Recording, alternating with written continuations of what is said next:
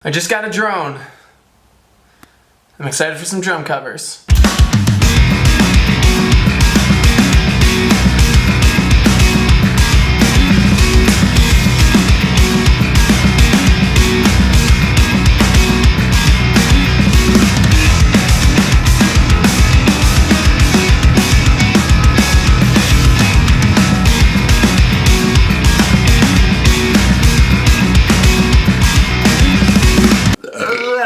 So I feel like this is a great time for me to answer a couple of questions that I've been getting because I want to take time to answer some of your questions. So let's jump into it.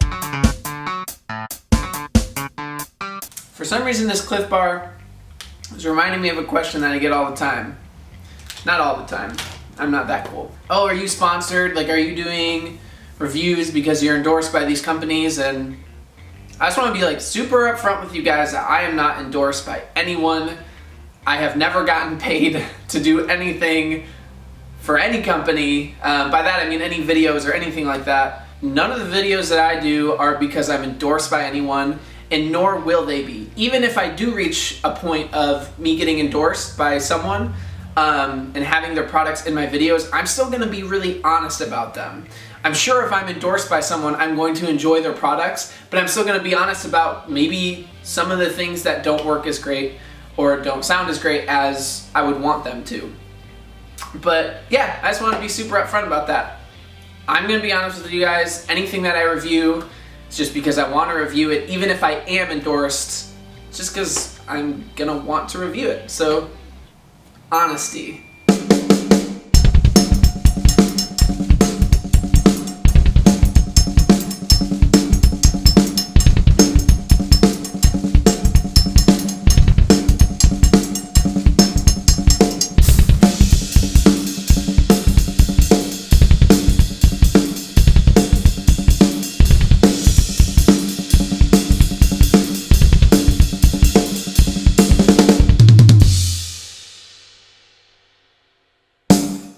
You know it's gonna be a good day when you reach in your pocket and you find $2.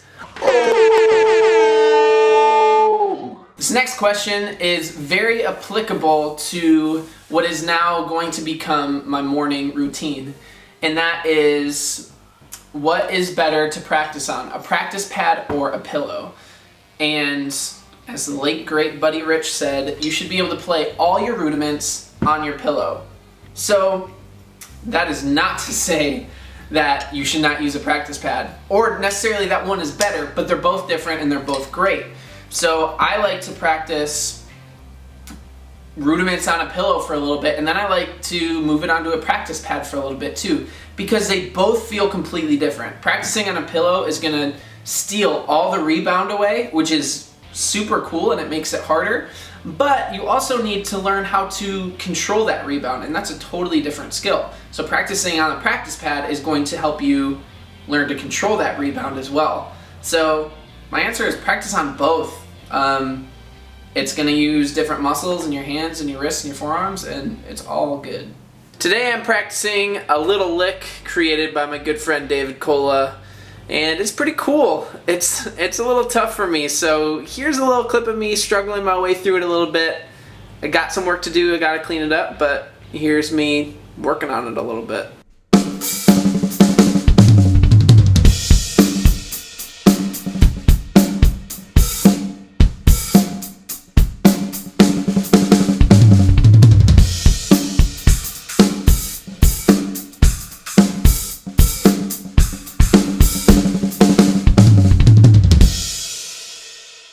How would a drummer find him or herself playing gigs for hire? He's talking about some companies that you can get involved with where they'll set you up with different bands, and that's great too. So yes, companies like that do exist where you can like walk into a building and audition for them, and they'll place you in different like wedding gig bands or bar gig bands or whatever. I've never done that. I guess my suggestion would be, one, you need to start to get known just as a person, whether you're a drummer or not. So that's being involved in any music scene, whether that's your church, which is huge. Church communities can really help you get involved with not only just church, but other musicians, which has been definitely helpful for me. But 2, also just going to local shows, going to bar shows, just start hanging out with other musicians, maybe start your own band if you can, you know, like just locally be involved as a person, and then people will find out that you play drums, then people will find out that you're a good drummer, and then eventually you'll start to be known for, you know, being a great guy or a girl and being a great drummer.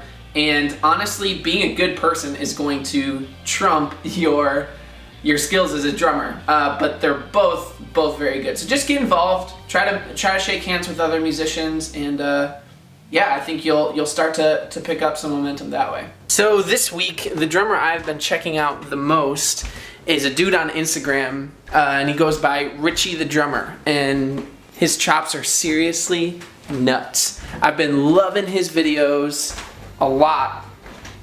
Just check him out. It's really cool.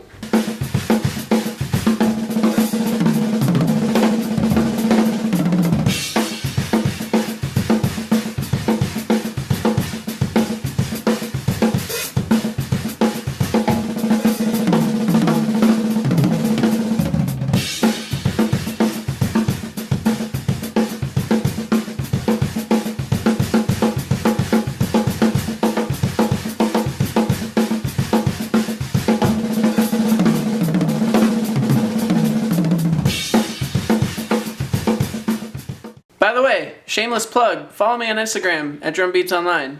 It's a good time over there. But yeah, Richie the Drummer, real sick, real good. Check him out and tell him I sent you. Shoot, forgot about one last question that I've been answering a million times this past couple weeks, and that is, hey, can you do like a studio tour of like your kit and your cymbals and your snare and your mics and everything that you use? The answer is yes. I've already done it.